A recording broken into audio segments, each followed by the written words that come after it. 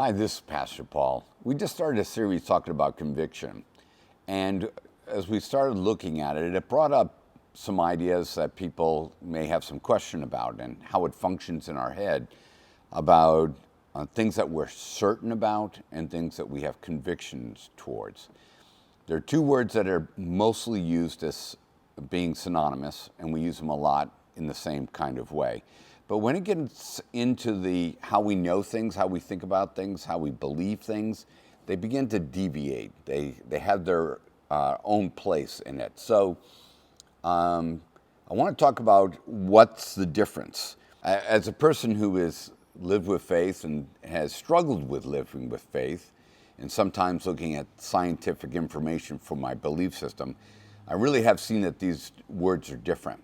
So these two words are really important to me personally when I think about my faith. When I think about the idea of certainty, what I'm looking at is the body of facts that I may have to believe in a certain thing, the data that I have, to be able to prove whether or not God exists or not, those kinds of facts.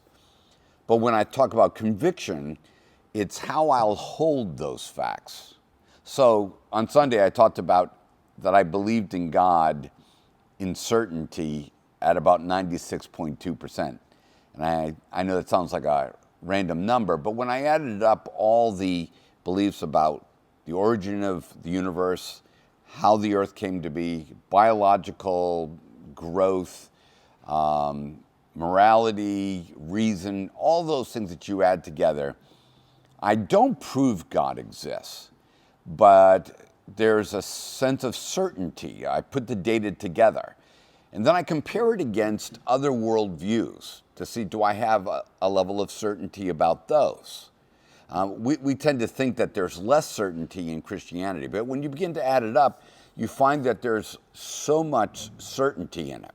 So I cannot tell you, I cannot certainly prove to you that God exists. I can certainly prove the necessity for God to exist. But I want you to also know that the atheists cannot prove that God does not exist. And whatever data they may have, it too is in the realm of percentages.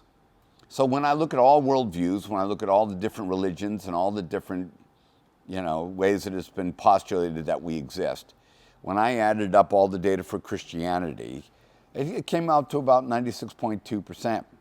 Now, how I hold that, this certainty of facts at a certain percentage, is my conviction.